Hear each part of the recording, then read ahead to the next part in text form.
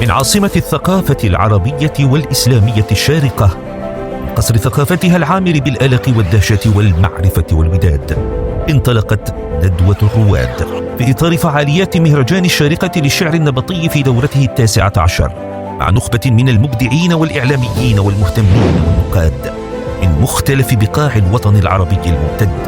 قد كان السؤال النقدي المطروح بإلحاح يرتبط بالعلاقة بين الشعر الفصيح وامتداده الجمالي المتمثل في الشعر النبطي. كذلك كانت هناك مقاطعات ليست بالقليلة بين الشعر النبطي والشعر الفصيح. يبقى الشعر النبطي هو امتداد رئيسي وأساسي للشعر الفصيح.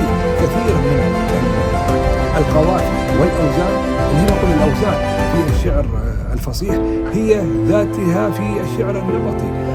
منها بحر الرجز، مستفعل مستفعل مستفعل، هو ما يسمى في الشعر النبطي التغرودة. أوزان كثيرة. الشعر النبطي هو امتداد واضح وصريح للشعر النبطي.